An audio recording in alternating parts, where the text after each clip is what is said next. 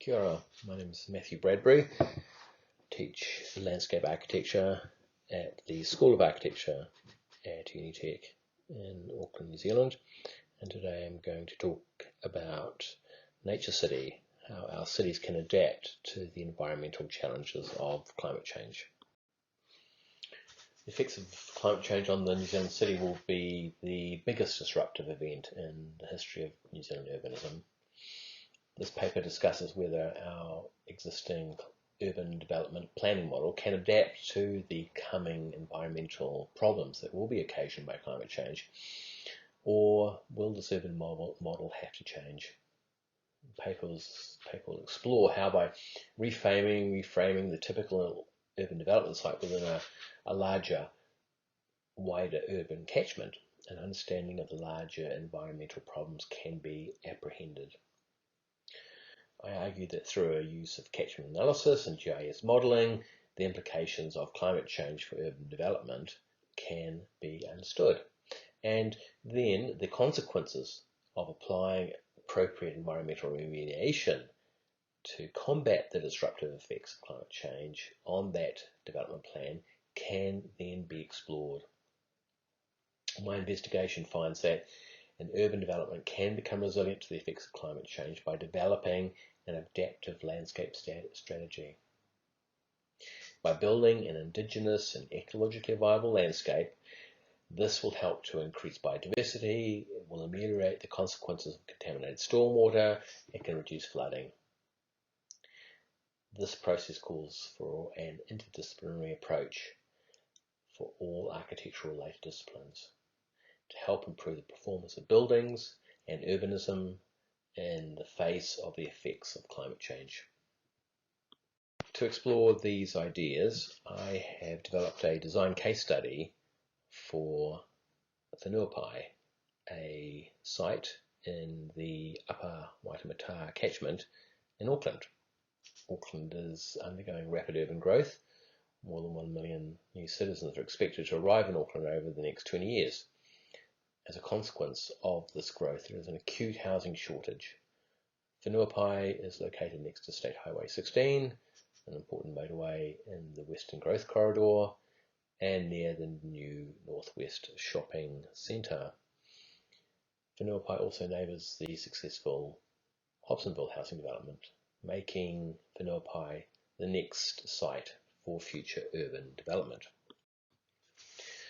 We can see from the two initial maps of the site, hydrology and the slope, the landscape character. The top map, the hydrology, shows 4 streams that discharge into the Waitemata. The bottom map, the slope analysis, shows a large, flat, green area in the centre of the site, which is occupied by the Whenuapai airfield.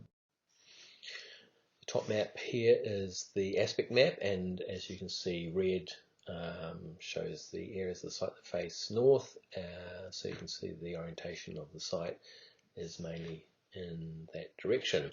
The map below is the Auckland Council proposed structure plan, which was developed in 2016, and that is really a kind of way that the council had zoned the site, pretty much according to proximity to infrastructure. So industrial land and an apartment zone are located adjacent to the main transport routes, State Highway 16 and 18, in the lower part of the site.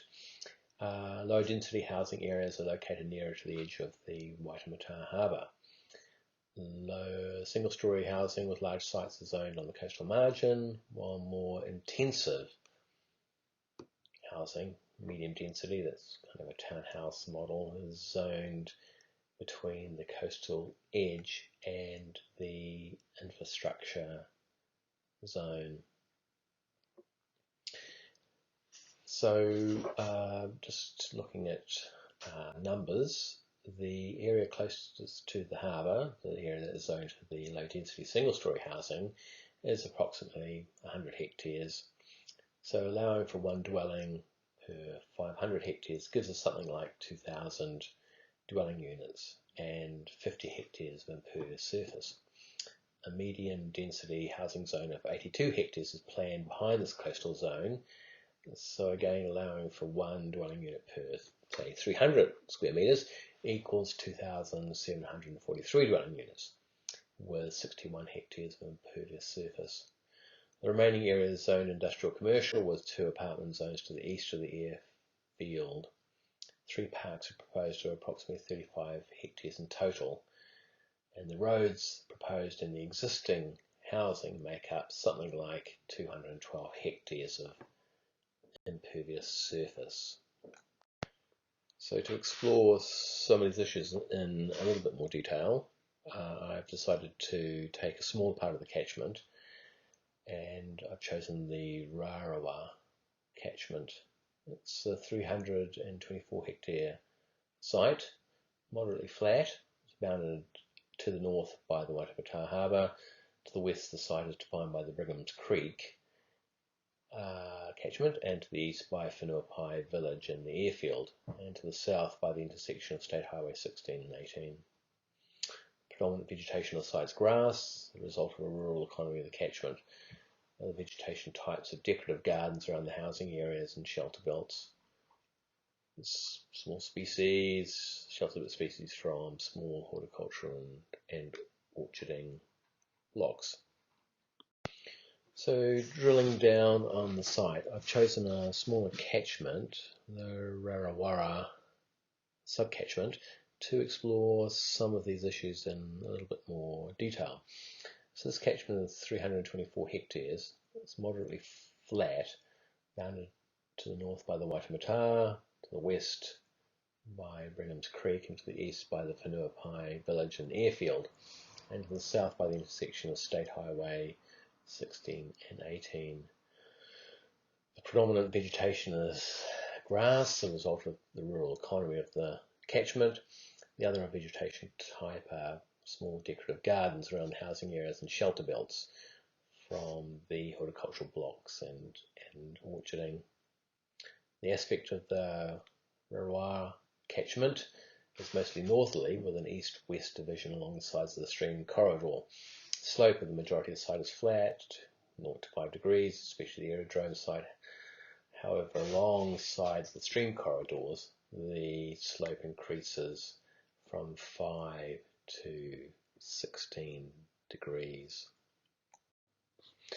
To explore the design methodology in a little bit more detail, I've drilled down to one catchment, the Rarawa subcatchment, around the Rarawa stream. And you can see with these two maps the location of the catchment, which is roughly 324 hectares, and the contour plan shows the topography falling deeply into the stream that runs north-south.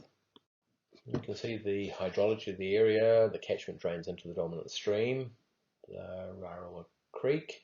This creek runs roughly north-south and bisects the catchment. There are 3 small subcatchments. The stream exits into the estuarine mouth before connecting to the Waitemata Harbour. And there are smaller streams from the hinterland to the coast on either side of the Rarawa catchment. So this page shows the hydrology and also the pervious-impervious maps. So the hydrology is fairly straightforward. The catchment drains into the dominant stream, the Rarawa Creek. The creek runs roughly north-south and bisects the catchment. There are 3 smaller subcatchments. The stream exits into an estuarine mouth before connecting to the Waitemata Harbour. And there are smaller streams from the hinterland to the coast on either side of the Rarawa catchment. Due mainly to its rural nature, the catchment is largely made of pervious surface. The impervious areas are the roading infrastructure and the airfield, which you can see on the 3rd map. The existing Rarawa catchment is 324 hectares. The impervious surface area is made up of roads, 81 hectares, and buildings, 20 hectares. The total impervious area is 104 hectares.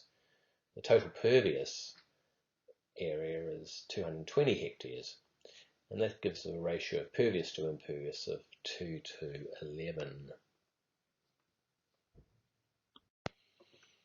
Now, so these three maps show the Rarawara catchment, the hydrology, and the pervious impervious maps. So the top one's Rarawara stream, and you can see the dominant creek running roughly north-south, bisecting the catchment. There are three smaller sub-catchments. The stream exits into a estuarine mouth before connecting to the Waitemata harbour. I guess perhaps of more interest is the pervious impervious maps, and so obviously it's mainly rural site, so the catchment, not surprisingly, is mainly pervious material. The existing Rarawara catchment is 324 hectares. Impervious surface is made up of roads, 81 hectares, and buildings, 20 hectares, so quite small. The total impervious area is 104 hectares. The total pervious area is 200 hectares, 220 hectares. So we have a ratio of pervious to impervious of 2 to 1. How can the environmental damage from an increase in stormwater discharge into the upper Waitemata catchment be ameliorated? Well, firstly, we could decrease the amount of impervious surface through the removal of infrastructure, such as roads and housing. And this would lead to an increase in the amount of pervious surface, which would lead to an increase in the absorption of stormwater runoff. One way to increase the pervious surface of the catchment is by protecting and enhancing the existing stream network by establishing a protected buffer zone of at least 25 metres around the stream and overland flow paths, which you can see in the first map. A second way would be protection of the coastal edge. A buffer of 30 metres would give us a zone of 43 hectares. These two measures increase the area of pervious surface within the catchment by 128 hectares. This intervention also has the effect of developing a new park system along the stream corridors and waterfront edges. However, accommodating these two measures necessitates a change in the housing footprint. And what I suggest is we do that by decreasing the low density zone from 100 hectares to 23 hectares and decreasing the medium density zone slightly from 82 hectares to 74 hectares. To accomplish this increase in pervious surface and the consequent decrease in stormwater discharge means a loss of housing units. Under the Auckland City Structure Plan, the number of low density dwelling units in the catchment is 2008 and medium density is 2,743, which equals almost 5,000 dwelling units. It's important to note there's no provision for high density units. By enlarging the pervious surface area, as shown in these first two maps, the number of dwelling units in the low density zone will have to drop, and I suggest it drops to 473 dwelling units, and in the medium density zone to 2,471 dwelling units. The shortfall in dwelling units would therefore be 1,827. One solution to this, a real estate shortfall, is to substitute apartments for the missing lower density dwelling units. This solution will increase the number of dwelling units to 1,468, making a total of 4,420. By increasing the number of apartments, by making the building density or higher, the shortfall of 1,827 dwelling units could be matched or even surpassed to give a better real estate return. The new apartments could be located in the coastal zone around the existing stream mouth. An area of 8.8 hectares would provide two high density apartment zones within the low density area. As you can imagine, with the construction of the new housing and the associated infrastructure, the hydrological pattern of the site will be very much changed. There'll be increased runoff with increased sedimentation, adding to the already sedimentation of the upper Waitemata, and the runoff will also be polluted, contaminated from roading and roof debris. In the Auckland Council structure plan, the impervious surface in the Raroara catchment will increase markedly. The increased catchment is 324 hectares. The impervious surface area the council is proposing will be made up of roads, 81 hectares, and buildings, 206 hectares, thus giving a total impervious surface of 288 hectares and a total pervious surface of 35 hectares, giving a ratio of pervious to impervious of 8 to 1. So as you can see, it's quite a change from the existing site. If this plan was built, the result would be a high degree of imperviousness, which would result in a large amount of contaminated stormwater, which run off discharging into the harbour. Now, to ameliorate the effects of urbanisation on the coastal receiving environment, an understanding of the hydrological behaviour of the catchment is necessary. The first step is to determine the structure and the shape and size of the catchment through mapping with ArcGIS. This is what we've already done. This data can be manifested as a series of maps showing the catchment boundaries and network of overland flow paths. And again, we've done this. We can use the rational method, and we can gain an understanding of what the rainfall runoff will be like in the expanded zone. By measuring the increase in impervious surface due to the number and types of housing zones, the increase in stormwater runoff can be calculated. Once the connection of housing density to the impervious-pervious surface ratio is established, the different zoning densities and associated impervious-pervious ratios can be manipulated to allow for greater permeability, while at the same time ensuring that the planned number of dwelling units remains the same. So these four maps show a method by which we can increase the site permeability and at the same time change the housing patterns, but still keep the expected number of dwelling units. So the top two maps show a way in which the hydrology of the site can be repaired. And so one way of doing this is to protect and enhance the existing stream network by establishing a protective buffer zone of at least 25 metres around the stream and overland flow paths. You can see this in the top left-hand map.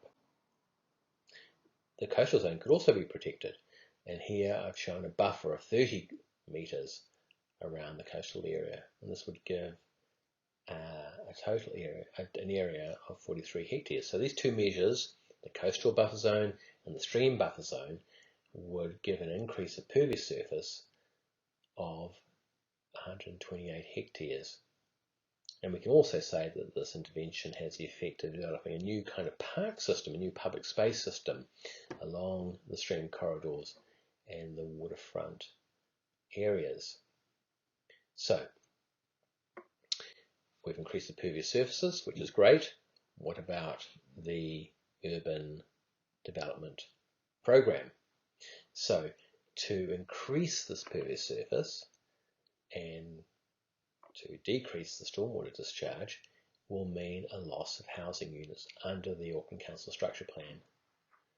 So by this proposal, what we will see is that the Auckland Council structure plan, the number of low density dwelling units in the catchment was 2,800 and the medium density was 2,700. By enlarging the pervious surface, the number of dwelling units in the low density zone drops from 2,000 to 473. So it's quite a drop. And in the medium density area, it drops from 2,743 to 2,471. So the total shortfall in dwelling units will be 1,827. So that's obviously quite a lot of housing units.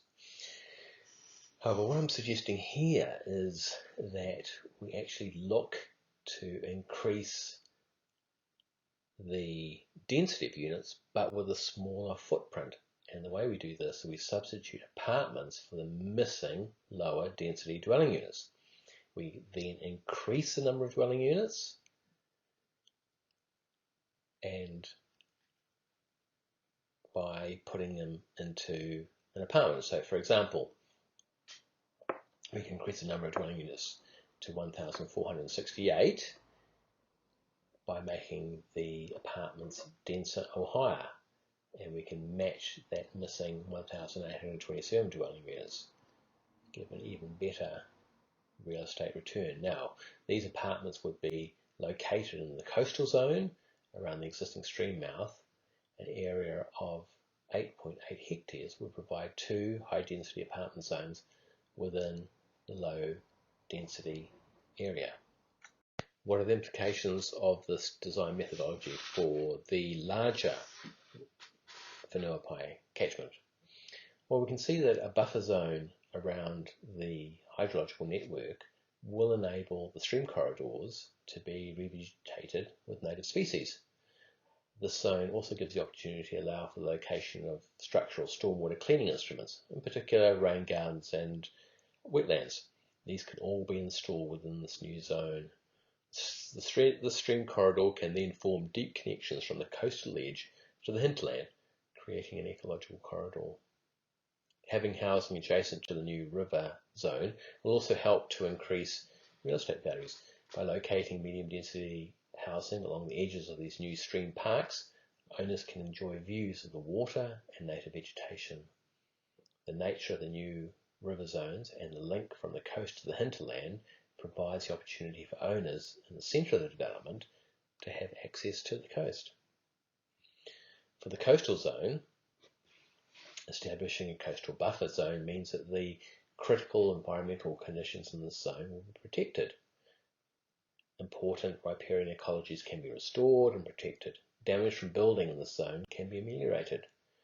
Establishing a protected buffer zone around the coastal and stream hydrological networks will increase the ability of the whole catchment to absorb rainfall rather than adding runoff into the upper Waitemata Harbour. To ensure the same economic return is met, and the same number of dwelling units are constructed as specified in the Auckland Council Structure Plan, the loss of low and medium density housing is met by a greater number of apartments with a smaller, denser footprint. The result will be a low-rise domestic landscape of gardens and houses broken by tall, prismatic apartment towers that emphasise the unique stream system. So what are the implications of this small catchment study on the larger Whenuapai project? Well, if we look at that, we can see buffer zone around the stream corridors can be revegetated with native species. The zone also gives the opportunity to allow for the location of structural stormwater cleaning instruments, in particular wetlands and rain gardens, and these can all be installed within the new zone. This stream zone can form a deep connection from the coastal edge to the hinterland, creating an ecological corridor. Having housing adjacent to the new river zone will also help increase the real estate value. By locating medium density housing along the edge of the new stream parks, owners can enjoy views of the water and native vegetation. The nature of the new river zones and the link from coast to the hinterland provides the opportunity for owners in the centre of the development to have access to the coast. Establishing a coastal buffer zone means that the critical environmental condition in this zone will be protected. Important riparian ecologies can be restored and protected. Damage from building in the zone can be ameliorated.